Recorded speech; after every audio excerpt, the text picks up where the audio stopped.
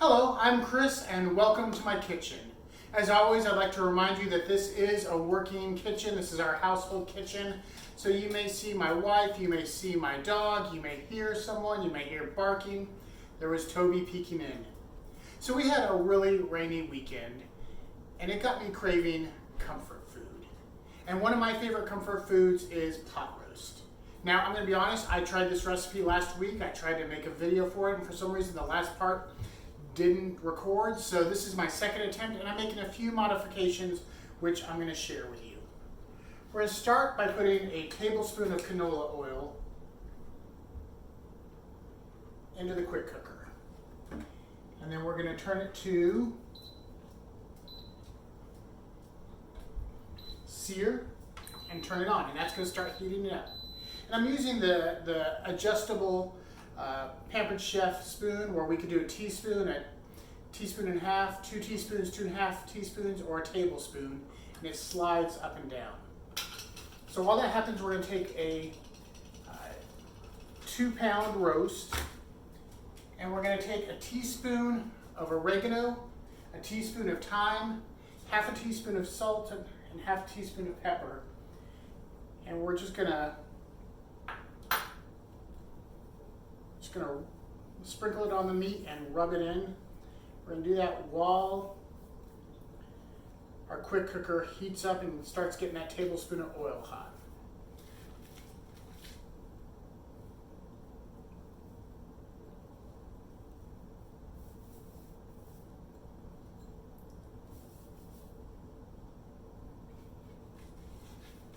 So that'll give it a nice flavor.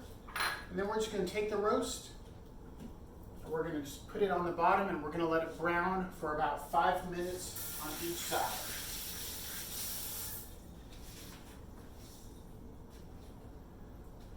Now, I mentioned pot roast, but what is pot roast without mashed potatoes? So while we are cooking our pot roast, we're also going to be making mashed potatoes, and we're going to be making them both in the quick cooker at the same time. So we've got about 1.5 pounds of Yukon Gold potatoes. This is the first variation I made. They call for the bigger Yukon Gold potatoes and ask you to peel them. I don't like peeling potatoes. I don't want to take the time. So I got the baby ones and just cut them in half. We're just going to put them all in here.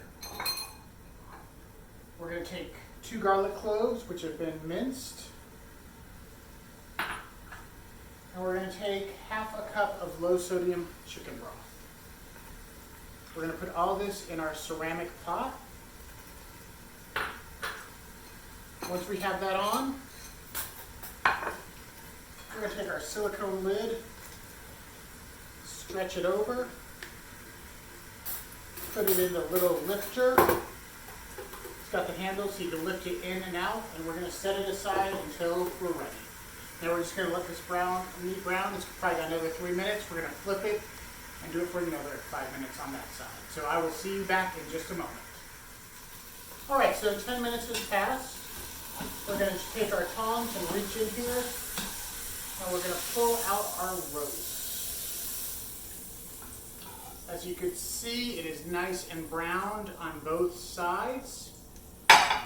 Next, we're going to take 1 diced or chopped onion, and we're just going to put it in, and we're going to cook it for 4 minutes, stirring. And while we're stirring, we're going to scrape the bottom a little bit just because some of the spices baked on, and we're going to loosen that up so it blends in with the onions and gives it a real good flavor. All right, our 4 minutes are about up, but I wanted to share with you, I hate cutting onions. Nothing makes me cry worse than cutting onions except for maybe the ending of Marley and Me.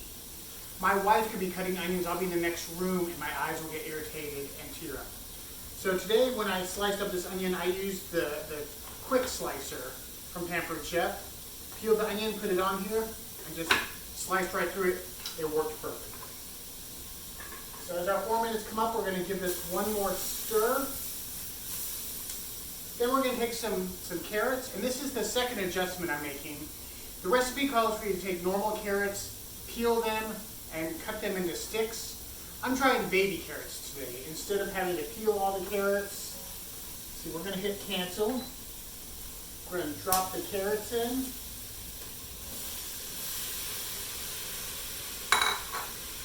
We're going to put a half cup of chicken broth in.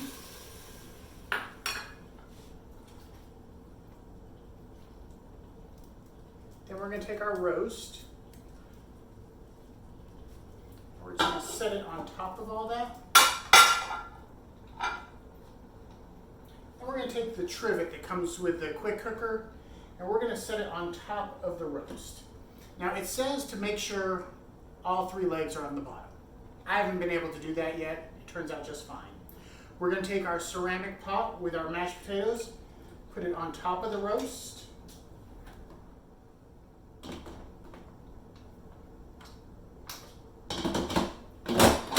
We're going to close it. We're going to make sure it's sealed, and then we are simply going to turn it to pork and beef, which cooks for 35 minutes, and hit start. Now it's important to remember that 35 minutes, that doesn't include the time it takes to come to pressure. So we've got to let it come to pressure, and then it will cook for 35 minutes before our next step. So I'll see you in a little bit. All right, so our timer just went off, so it means it's time to release the pressure. With any electronic pressure cooker, there's 2 ways of releasing the pressure. The first is a natural release, where you just let it seep out over time. This is often used with meats to keep a lot of the moisture and the tenderness in there. And then there's quick release, where you push the button, this pops up and steam shoots out, and it releases the pressure this way. So with this recipe, we're going to let it naturally release for 10 minutes. Then we're going to push this button and let the rest of the steam out. While this is happening, the quick cooker stays on warm, so it keeps cooking it just a little bit while the pressure is in there and slowly dissipates. So I will see you in about 10 minutes. All right, so our 10 minutes have passed, so now we're just going to push this button and let the steam release.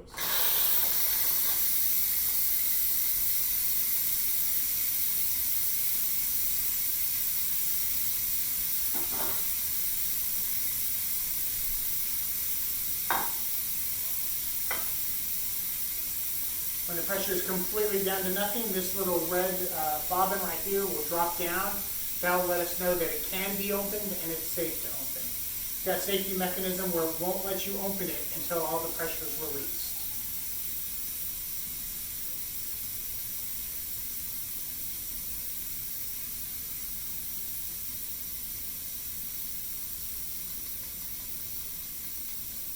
One helpful hint, because steam is blowing out of here, you don't want to release the pressure underneath your cabinets, because that'll blow all the steam up into it.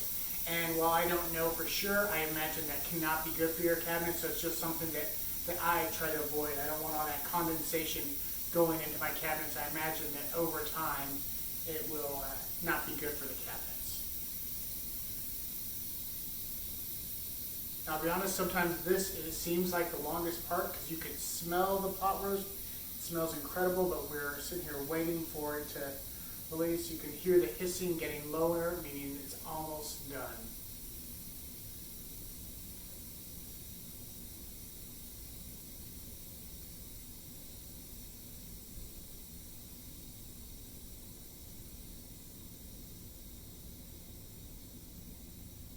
So once this is done, we're going to pull out our mashed potatoes, or our potatoes. We're going to let them sit for just a second. You don't want to peel that silicone top off right away, because there's lots of steam in there. Trust me, I learned from experience. We're going to pull our pot roast out for carving. And I'm going to need a knife to carve.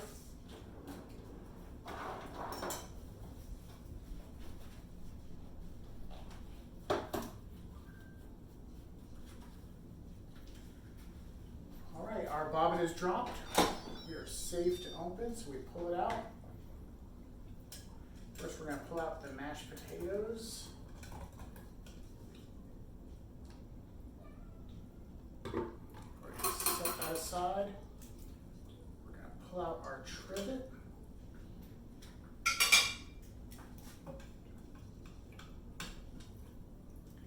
And as I suspected, our pot roast split in two. It was kind of had a piece of fat running down the middle. And it was pretty soft just from searing it. But if you can look, that is some perfectly cooked pot roast.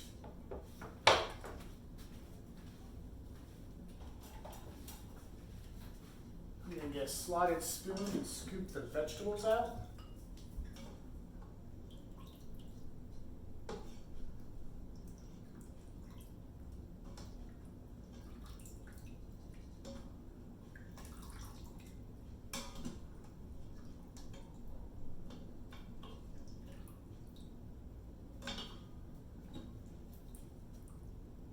See, those big pieces of onion are next to nothing now, but they add a richness to the flavor that's just incredible. We're going to pull our liner right out. We're going to just pour it into a bowl for people that want a little more juice with their pot roast. And since there's nothing in here, we want to be sure to hit cancel. And now let's take a look at our potatoes. Potatoes look good. We're going to add a little bit of salt. Do not add as much as the recipe calls for. The first time we made this, I found it was a little too salty. And I'm going to add 2 tablespoons of butter. I'm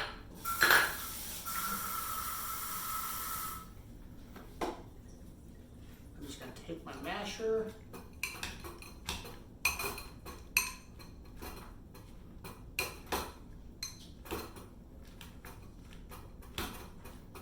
Mash them really good.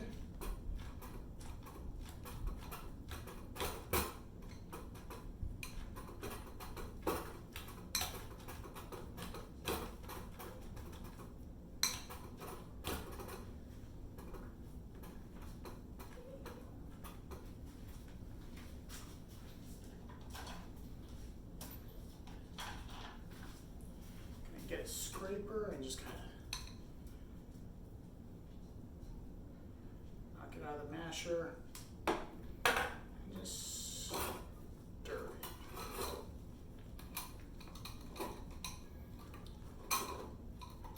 So there, our potatoes are done.